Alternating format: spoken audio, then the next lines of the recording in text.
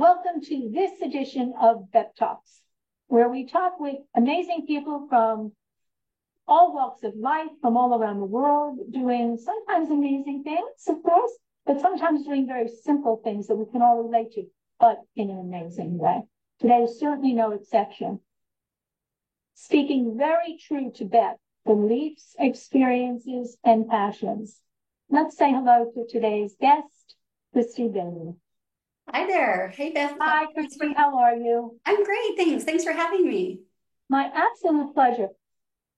I love the topic that we're going to talk about for so many reasons, particularly that I find that it's something we don't always want to talk about. Right. So you are truly a great example of a guest on Beth Talks because you're speaking purely from personal experience, actually two very personal experiences. And the topic that we're talking about today is about divorce. Now, for our audience, Christy is the author of a book called The Divorce Upside. I had to say that to myself a few times before I could interpret the real meaning of it, the passion of it. Right. Truly that there is, which you're going to share with us today, that there is an upside to divorce. So I said, this is really based on very personal experiences. Would you share that with us a bit, please, Christy? Yeah. First of all, I love that you picked up on that word passion. That's my core value. So I get such a kick out of the fact that you picked up on that. So I love that. So my experience is so much like so many people out there. I was married for 25 years and I had that idyllic life, the two great kids, the two gorgeous golden retrievers and the red brick colonial in the neighborhood with the tot lots and the swimming pools and the drunken bunco, that stuff that dreams are made out of. But like so many people out there, that dream just wasn't meant to last. And so I found myself, after 25 years of marriage and the last almost 20 years of that being a stay-at-home mom, I found myself divorced, lonely, wondering where the heck my life went. And not even just looking for love, but looking for work, because my whole life was turned upside down. And it took me a while to get to this place where I could see that my divorce wasn't that bad thing that happened to me. It was that thing that happened for me. And so I wrote my book because I'm passionate about helping people find their joy and passion. And if I can, share my stories and help somebody's journey be a little quicker and a little bit easier, that's why I wrote the book. And I think there's so much value in anything in life is knowing it's not just me. Right, exactly. Right, that there are others. So why is it that we choose not to talk about divorce? Or if someone is saying, I'm going through a divorce, and then kind of say it in that tone, Right. that Yeah. we kind of instinctively say, oh, I'm so sorry. Right, right. We so view it as loss, Mhm. and I think attached to loss sometimes is shame, right? And so it is so uncomfortable for us because we feel like I felt, and I'm assuming a lot of other people feel the same way. It was a failure. I Mhm. really did count it as, one of the biggest failures of my life. How could I not keep this going? And Mhm. so that's why it's so hard for people because we feel like outcasts, we feel different, which is hilarious because half of us go through it. And we should feel different, I think, but in a very positive way. It's got to be, I've not gone through it. I'm very blessed to say that. In my 33rd year of marriage, I've not gone through it. Wow. I do know people close to me who have. I'm also going to say I know people very close to me who might be better off if they had. That you can Right, feel so trapped. right. And I think the disappointment, or that you feel you're disappointing, that it doesn't just involve you. And of course, if there are children involved, but it's the parents, the friends, the church community, your place of worship, I should say, community. Why do we And by the way, is that something that women feel more than the men feel? I think that we struggle maybe a little bit more with identity. I write about that in my book. That was one of my biggest things that I struggled with was who am I? Because we tend to define ourselves by our roles, right? I'm Yeah. a mom, I'm a wife, I'm an accountant, I'm an ex-wife. And so I think that men have their own struggles and that sometimes it is identity, but I think that identity one is even a little bit, closer to home for women. I would And agree with you. Yeah, I would also think that the responsibilities that innately come in a marriage, if there are children involved, right, right. that we're supposed to nurture, we're supposed to take care, we're supposed to solve all the problems. And yet here you are in a situation that you probably wish you didn't have to solve. You wish there weren't that situation. But what is the best way forward for you? Which I truly believe that that's the best way forward for children, especially if they're tender age. Yeah. Yeah, well, it's interesting because you said, earlier that maybe there are some people out there that, maybe should be looking at divorce. And what's interesting is I wrote this book, obviously, for people that have, gone through divorce, but people who are married that have read it said everybody should read this, not just people who are divorced, because the divorce upside is actually I'll cut to the chase and tell you what, my upside was. And that is that I learned that it's not about him. It's about me. And I kept thinking, well, when I get divorced, I'll find the love of my life and then I'll be happy, right? And I learned that I have to be happy with myself. The love needs to come from within.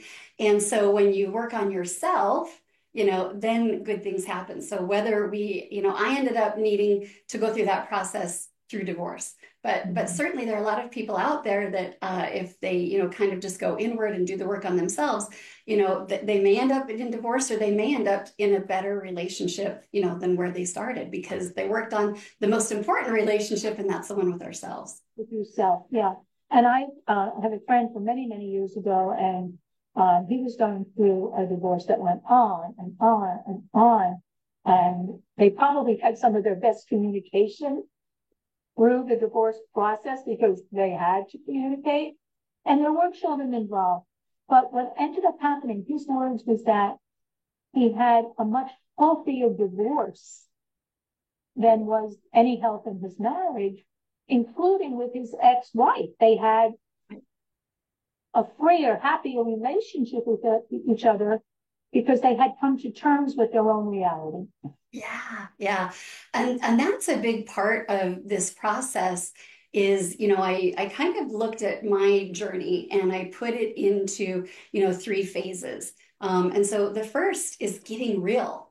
And that's exactly what you just said is coming to terms with your reality, the reality of the relationship, the reality of yourself, the reality of your story. And so we've got to, get real. And only after we get real can we let go of the things that don't serve us so that we can move on. I call it growing on. Because typically we want to skip to that because that's the fun part, right? But it's not fun to get real and it's not fun to find all those things that we've got to let go of. But it's kind of like if you skip those processes, it's like planting a beautiful rose garden on top of a sewer bed, right? So we've got to have that firm foundation and it's got to be rooted in truth. Like everything, if we could only deal with all of that as straight on as we can, we'd probably save a lot of time. Maybe not get into relationships that need to be saved because they really weren't built on anything firm in the first place. Are we finding now, I don't know if we've done any kind of studies on this, but we're here in the United States, people getting married a little bit older in life. Has that brought divorce rate down? I don't know. That's an interesting question. I'd like to look into that. I don't know if it's changed it. I've never heard anything other than that, the thing that we always hear, and we've heard it for years and years and years, that about half of us, will end up in divorce. So yeah, I don't know. It's an interesting question. I think it is because you wonder when you say find yourself, generations ago, even like my parents' generation, the World War II generation got married so young, Right. and college education for women wasn't as automatic a thing as it is today. So Right. what did the women do? You got out of high school. Sometimes you married your high school sweetheart, whatever. They went off to war, they came back, they got married with us to family. And you thought you had everything you were supposed to have. Right. You thought you had everything you deserved. I use the word deserve a lot. I'm hearing myself saying that because I want women to realize that deserving is not a superfluous thing. It's a basic thing. Right. And you kind of get what you wish for. So wish big, Yeah. dream big, attract it, and realize that you are deserving of it. And I would dare to say again, having not being judgmental at all, is that in the most intimate relationship of your life with another human being, you deserve to be happy. You deserve to know you're safe, you're happy, and you are where you are meant to be. Yeah. I love that you use that word. It's a word that I've really been focusing on myself. So kind of a funny little connection there. And when I think about deserve, I think about this like deserving love.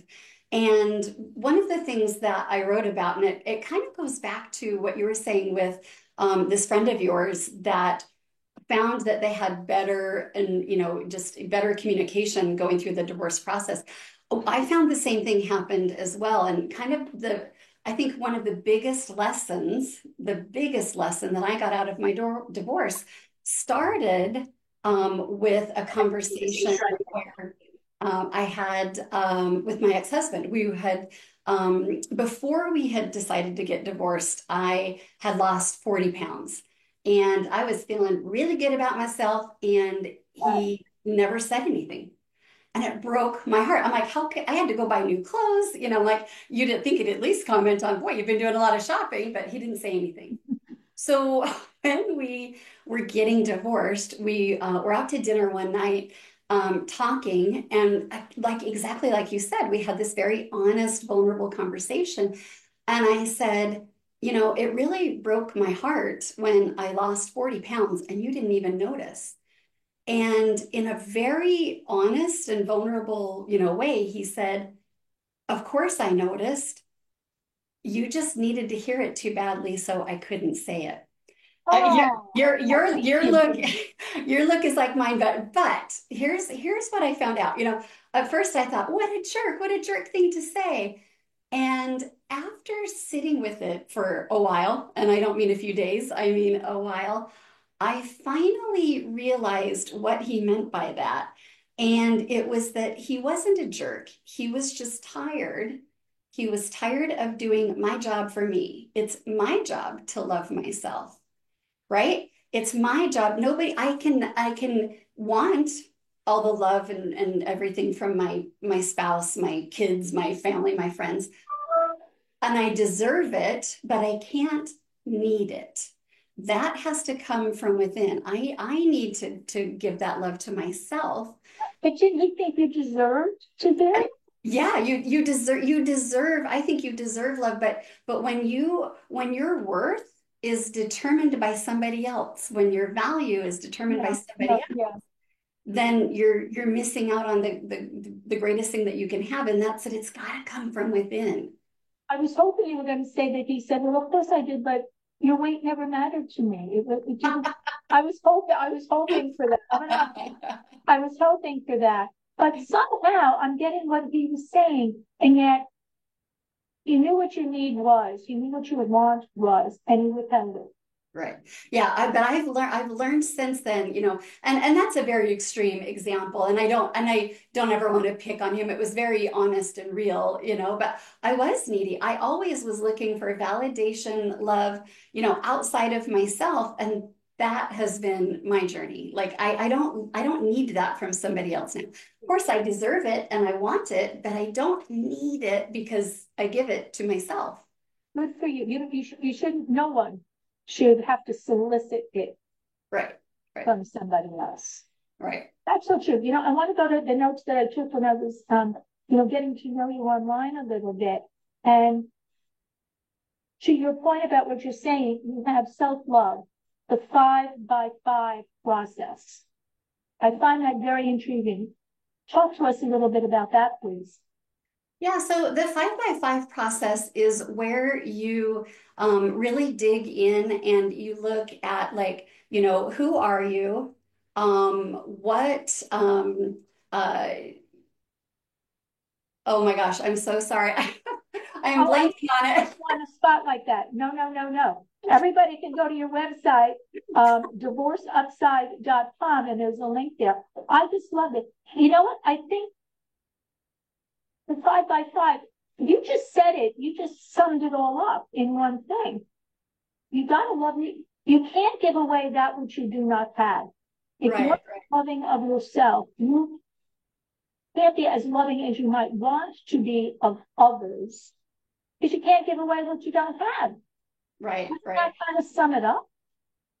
Yeah, absolutely. And it's really all about, like, self-love is all about getting to know you. And I'm sorry, I panicked a little bit. I got a little nervous. I'm sorry. That's No, just being real. No, no. But it's all about, like, understanding who you are, right. forgiving yourself, letting go of those things that, you're judging yourself for, being compassionate with yourself, and then honoring yourself and being charitable with yourself. There, I remembered them. There you go. It just Forgive, took me a don't minute. judge, be compassion, honor yourself, and be kind to yourself is really what it comes down to. Forgive. Yeah, One of the F words, I call that, because it's yeah, very easy to say it or solicit or whatever. Having gone through a divorce, and I hope it wasn't a terrible, terribly long or torturous procedure for you, because you look so well and healthy and happy, and I'm so happy to say that. Was it hard to forgive yourself for staying as long as you did? Or was it harder to forgive him for making you want to leave? So I didn't feel like I stayed too long. I was married for 25 years and I had a great life. I had a very happy family, and I think that things went in the course that they were meant to go, to be truthful, right? So I feel like I got what I needed, and during that time, and then at a time where, okay, now things are different. I'm not getting what I need, then it's time to move on. What I realized about forgiveness is that it is actually, I think, deep seated in all of us is a little bit of needing to forgive ourselves. It's that we have, especially women, we just feel like everything is on our shoulders. That we have Yes. the guilt for, especially like you said, we're, femininity and womanhood. It's so tied to the family, right? To Mhm. relationships. That's part of being a woman. And so I think the harder part is actually forgiving ourselves. Mhm. Yeah. But there is a way to do it, and we always hear time heals all. And I'm so happy to hear you say that you didn't use this word, but I will, that you didn't regret staying for 25 years, because that's a big chunk of change. 25 years is, could be like a third of one's life, but of course Right. you didn't change those years for anything, Right. and your children and all that came out of those 25 years. Did you come out of your marriage stronger than you went into it? Yeah, it's so funny. My kids are grown. They are 25 and 29. And Wow. and I've been divorced about 10 years now. And my kids will tell you, um, you're so much cooler. Like if I can, they'd be like, oh my gosh, mom, don't say that. But I'm more of myself. And my life is still to this day not easy, not as easy as it was when I was married. But yeah, I wouldn't change that because I'm more of who I am, and that is strong. Absolutely. You don't realize the strength that you have until something, pushes you out of your comfort zone, right? So Sometimes I'm true. like, I'm tired of being uncomfortable. But that's the only place where growth happens. Growth does not happen when we're sitting comfortably. Right. It's saying something like that. Oh my gosh. To me, it's like, um, I'll use to parallel it, an alcoholic who finally accepts the fact that I need help and that there are places to go and that being an alcoholic is not well, I shouldn't say because I don't experience that either. It's a disease and there are steps to take to get healthier as an alcoholic. And there are steps to take, I think, anything in life to get healthier. When we get bad news about our health, Yeah. we take steps, we take medication, we have surgeries, we go through therapies and whatnot, and with the hope of coming out stronger on the other side for Right. having gone through it. Yeah. Experiences that are so unique to those situations. I'm a cancer survivor, and I will tell you, I find so many blessings in having gone through what I went through because you learn a lot about yourself, you do. You learn a lot about other people, watching them go through it, or Yeah. hearing their story about having gone through it, or facing the fear of the possibility that they might have to go through it. And I just say, yeah, it just makes you have more experiences, you have Yeah. more lessons learned, therefore you have more lessons to teach. And I think Absolutely. that's very, very important. Yeah, really, really well said. It's a great parallel. And you've done, the exact same thing. It's you found the upside, which sounds crazy, right? There's an upside to cancer, there's an Yeah, upside. there is. Yeah. I say, people say, Beth, you should write a book about that. And my title would be Cancer Cures Everything, because you realize what's really important and what really isn't. And the things that Yeah, you might have fretted about or worried about or wasted time contemplating, whatever, just doesn't matter anymore. yeah, yeah, Because it's not as important as we once thought. Not that it's wrong, because everything is based on where you are in your own journey, right in that moment in what you're experiencing. But you realize, oh, listen, I lost, my hair. And then it was like, oh my God, there's nothing wrong with the bad hair day. I'm just grateful, to have my hair back. right. And so it just makes you appreciate things that sometimes I guess we take for granted, even our own happiness. And Yeah. sometimes maybe that we get confident in just not doing that thing. Yeah. What you're talking about to me is reframing, right? It goes back to that, like we have to be rooted in truth, and Yeah, truth is seeing things for what they are. But here's the huge rub, and that is what lens are you looking at? You can see yeah, things as they are, but you could have two different stories.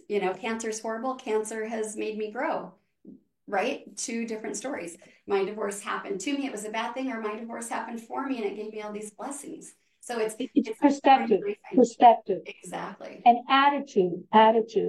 Yeah. Attitude, I think, in anything in life is so great. It's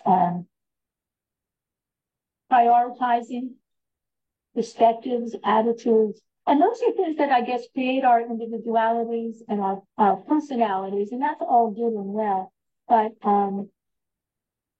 I guess always be open to change and growth. And you said that at the top of our conversation that in getting divorced, it opened up doors for you not to just to move forward, but to Right. grow, not to go forward, but to grow forward. I love that. I Yeah. love Yeah. that. So Absolutely. what do you say to somebody? I have my own version. You're the expert. What do you say? What should you say? What can you say? If you need to say anything more. When somebody says to you, oh, Christy, I'm going through a divorce. What do you say? I would just be curious. ask them what their experience is, what are things going, how are things going for you, rather than just, jumping in and let me tell you what to do. I Right. find, we all talk more than we should, and we should just be asking more questions. So that's the first thing I would do is tell me what that experience is. Everybody, is going to experience things differently. And one thing might be more of a big deal to them than to somebody else, right? True. True. So it really is just asking questions, figuring out how they're doing. And if they came to me, I would just try to figure out what's their perspective. Are they seeing this as the thing that really could Yeah. Yeah. help their lives and give them a better life than they could have ever imagined? Right. But it doesn't have to be, oh, I'm so sorry. Are you okay? I hope, yeah. What Yeah, I've said to yeah, people, if I've known them, because sometimes you can hear it and go, oh, thank goodness they're taking this step forward. They should have done, whatever, not to judge, but you just want to say, I hope it ends up being better for you at the end of this. yeah, yeah, yeah, Yeah. exactly. Yeah. Yeah. So divorce, it's still so prevalent. I know that when I was growing up, you rarely heard people talk about parents being divorced. It was like, you just didn't talk about it. And now it's so commonplace. I don't say sadly in the sense that it's become, um, I don't know, a bit of a norm because it's not as stigmatized as once it was, Right. and that it shouldn't feel like failure. It should Right. feel like Absolutely. Yeah, absolutely. Yeah, I look at it, and like I said, I definitely had that perspective in the beginning of like I've failed. And I just my brain just doesn't even go there anymore. That's just, good. I worked through that, and now it's like, look at my life, look at all the things I've done since then, and I'm more of who I am today than I ever was, right? Like I said, it's not Beautiful. easier, but I'm Beautiful. more of who I am, more of who I And was. your kids think you're cooler than you ever used to There be. you So go. what more could a mother want? What more could a mother want? There you go. Um, I saw on your site that you don't have one that's scheduled now, at least that I know of, but that you do retreats. Yes, so watch for that coming soon. I happen to think, kind of going back to how women are, we're communal. We like to be together, and so I am working on going someplace fabulous and working through some of these processes and having some fun in the meantime. So I'm hoping to have that first one by this summer. So keep checking back because we're going to put something fabulous together, and you'll have Absolutely. a So good everybody time. keep going to www.divorceupside.com. What would be the best advice that you could put out there when a couple is going through, and I think it's likely for me to believe that you can relate more to the wife side, the woman's side of the situation. Encourage her to give. Who should they turn to? Who do they go to? Who should they not turn to? Who should they not go to? Oh, one of the last chapters in my book is about friendship. Who are you surrounding yourself with? Yeah. And I mean, again, going back to we are creatures of we need each other. And who you're spending your time with really matters here. I am blessed, and I mean blessed with amazing women in my life. And so, really look, do an inventory of who are you spending your time with. And if that person, isn't uplifting you, doesn't make you better, then consider, this is going to sound really harsh, but do I need this person in my life, or Mm. can I limit the exposure to this person? Because I don't think there's anything that will bring your vibe, your energy up more than being around people who are like that. And conversely, it's even worse when you're around negative people. It works Oh, even oh, more so. Like there's studies on this. Sitting next to somebody at work with a bad attitude who's yeah. really, a poor performer has way bigger effect on you than if you sit by positive people. So get rid of the negative people. So we need those friendships. And then, I am a big lover. I've always had a counselor, a coach, somebody that's smarter than me to talk to. And so, I think we need a bit of both, but surround yourself with amazing, positive, other women in your life. You're as good as the company you keep. Absolutely. Who's your friends' wives live? Yes. And sometimes, even in business and life and anything, I have found that the people that I am least likely to go to first, of course, are people with negative attitudes, people whose opinion, I'm not soliciting their permission. I don't need their permission. Right. So just don't go there. Don't go there thinking that love is going to automatically put them on the team, so to speak, because sometimes the people closest to you that can be the most negative, and that's very much part of human nature too. They're really trying to kind of protect you from yourself. Right. They don't be, here's a lot of years ago, generations ago, whatever. They used to set people up on blind dates all the time, but people don't do that anymore because with that comes great responsibility. Because what if you had been introduced to your ex-husband 35 years ago? You were. I was Oh my gosh. on a blind Now date. suddenly people feel, oh my gosh, I wish I had never introduced them. So now we go to neutral zones, we go to objective places, not subjective places, like online and Right. apps and what have you. Give you a little privacy. Yeah. Gives you some insulation. You don't need the support of people just for the sake of their support. Right. So I find even in business, you know what? I'm not asking for permission. I don't need your blessing. I'm following my heart, my passions, trying to put my skill set to work to help other people find their own skills and gifts and for them to share them. And if you can do that, that's a full day and it's a full life. Well, that's coming from a perspective of like, that's a really healthy person, right? That can say that and do that, right? So if you're not there yet, make sure that again, you're surrounded by those people that are going to help you get healthy. Because like what you said is just exactly where we want to be. That's somebody who loves themselves.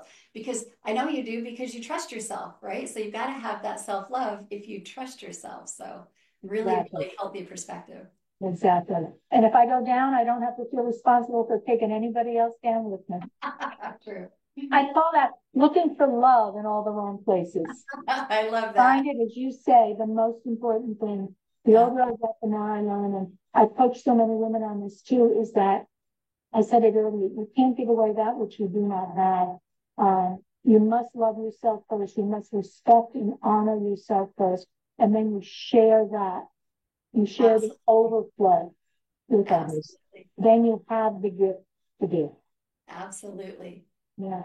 Listen, you're amazing. And so kind to share this because again, divorce used to be one of those taboo kind of things that right. getting divorced now it's like, good for you, you're moving on, you're going on. So you're such a beautiful person as I can easily see inside and out. Going to your site again, which is www.divorceupside.com. And what a wonderful reminder. No matter the situation, there is an upside. Yeah, if absolutely. you want to find it, you do the work to find it, and you celebrate that you have done it. Yeah, thanks. And thanks for providing, a platform, right, for people who are looking, anybody watching, they're looking for, these positive messages. So love what you're doing. And I really appreciate you letting me come and share my messages. Oh, my absolute pleasure. And again, this was a topic that I've never done a Beth Talk about before. And it's a delicate situation. If you make it a delicate situation, and yet it's become so much of an accepted situation in today's world. But you brought a very, very healthy and positive perspective to it. And for that, I am grateful, and I know our listeners will be as well. So thank you so much for sharing your story. Thanks. And I want to say to everybody watching, share your story. Bev Talks is about your beliefs, your experiences, and your passions. And when you bring them all together, you are a very empowered voice for other people who, as Christine has said, needs to hear from you, wants to hear from you, and that you can find them here on Bev Talks. So go to BevTalks.com and see how you can be a guest on Bev Talks and share your beliefs, your experiences, and passions. So, Christy, thank you once again. And to everybody watching, as we always say, thank you. And may the best always be yet to come. Bye. Thank you.